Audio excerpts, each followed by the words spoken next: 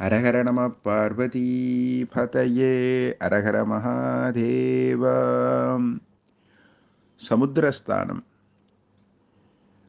நம்மளுடைய சனாதனமான மதத்தில் விசேஷமாக நதிகள்லாம் கொண்டாடுறது, சமுத்திரத்தை கொண்டாடுறதுன்றது சம்பிரதாயம். அதனால் சமுத்திரத்தை சொல்லும் பொழுது ராஜன்னு சொல்லுவார். எல்லா நதிகளுடைய பர்தாவாக, கணவராக இருக்கக்கூடியவர் சமுத்திரன். ஏன்னா எல்லா நதிகளும் சமுத்திரத்தில் தான் போய் கலக்கும். அப்படி விசேஷமான சமுத்திரராஜனில் கடலில் போய் குளிக்கிறதுன்றது சில காலகட்டங்களில் தான் அதை பண்ணணும். எல்லா சமயத்துலேயும் அதை பண்ணக்கூடாது. சில விசேஷமான புண்ணிய காலங்களில் போய் சமுத்திரத்தில் ஸ்நானம் பண்ணணும்னு சொல்லியிருக்கா. சமுத்திரத்தில் ஸ்நானம் பண்ணும் பொழுது சகலவிதமான வியாதிகளும் போயிடும்.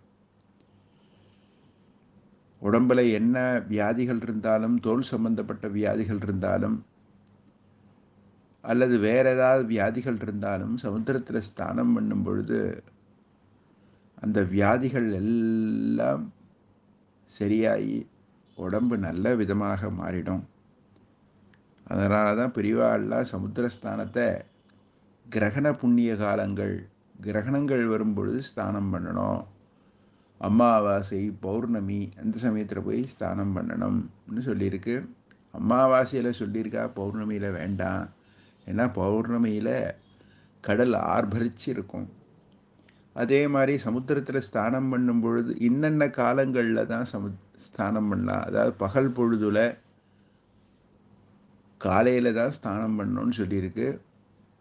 உச்சி 12 மணிக்கு மேலெலாம் அது போய் சமுத்திரத்தில் ஸ்நானம் பண்ணக்கூடாது, சாயங்காலத்தில் பண்ணக்கூடாது அப்படின்னு சொல்லியிருக்கு. சமுத்திரத்தில் ஸ்நானம் பண்ணும் பொழுது வஸ்திரம் இல்லாமல் ஸ்நானம் பண்ணக்கூடாது.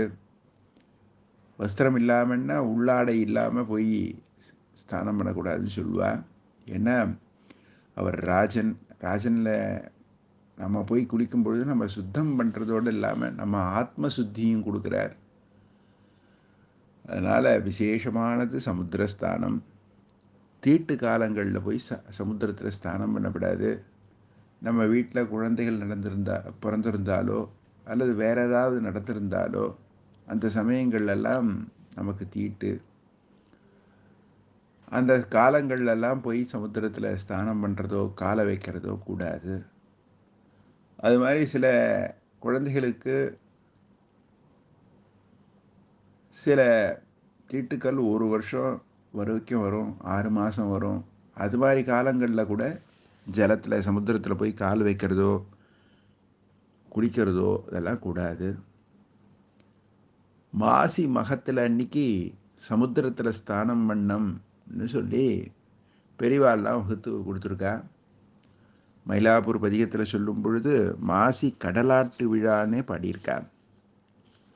ஏன்னா சுவாமி தீர்த்தம் கொடுக்குறாராம்.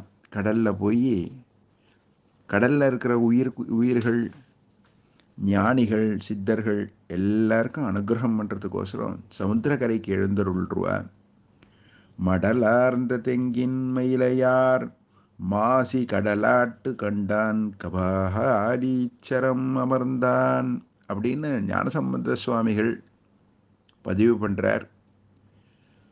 ஒவ்வொரு வருடமும் சமுத்திரத்துக்கு போய் பெருமான் தீர்த்தோத்சவம் பண்ணி வருவார். ரொம்ப விசேஷமான வைபவம். அதனால தான் அந்த மாசி மகத்தன்னைக்கு சமுத்திரத்தில் போய் ஸ்நானம் பண்ணணும்னு பெரியவா வகுத்திருக்கா. சமுத்திரத்தில் ஸ்நானம் பண்ணும் பொழுது கூட சமுத்திரத்தை பார்த்தா மாதிரி ஸ்நானம் பண்ணணும். சமுத்திரத்துக்கு பின்பாகம் காட்டக்கூடாது. சமுத்திரராஜா, உன்னை ஸ்நானம் பண்ணுறேன், உன்னை குளிக்க போகிறேன், என்னை பரிசுத்தம் பண்ணி என்னுடைய ஆத்மாவாகப்பட்டது பரிமாண வளர்ச்சி அடைஞ்சி பெருமானை நினைச்சு பெருமானுடைய ஆசீர்வாதத்துக்கோசம் நான் இருக்கணும், எனக்கு ஆசீர்வாதம் பண்ணுன்னு சொல்லி தியானம் பண்ணிட்டு சமுத்திரத்தில் ஸ்நானம் பண்ணோம். முடிஞ்சவா எல்லாரும் சங்கல்பம் பண்ணிப்பா. சங்கல்பம் பண்ணிவிட்டு அதுக்கப்புறம் இந்த ஜலத்தை புரோக்ஷனம் பண்ணிவிட்டு, சங்கல்பம் பண்ணுறதுக்கு முன்னாடியே வீட்டில் குளிச்சுட்டு தான் போனோம். சங்கல்பம் பண்ணிட்டு சமுத்திரத்தில் ஸ்நானம் பண்ணணும். இந்த வருடம் 24/2/2024 மாசி மாதம் 12ஆம் தேதி சனிக்கிழமை அன்னைக்கு இந்த மாசி மகம் வருது. கபாலீஸ்வர பெருமான் கடலுக்கு எழுந்தருளி, சமுத்திரக்கரையில் எழுந்தருளி, சமுத்திரத்தில் தீர்த்தோத்சவம் பண்ணி அன்னைக்கு தீர்த்தவாரி பண்ணுவா. அவசியம் தரிசனம் பண்ணி பெருமானுடைய ஆசீர்வாதத்தையும் சமுத்திரராஜனுடைய ஆசீர்வாதத்தையும் பெரும்படி பிரார்த்தனை செய்து கொள்கின்றோம். தென்னாடுடைய சிவனையே போற்றி, எந்நாட்டவர்க்கும் இறைவா போற்றி.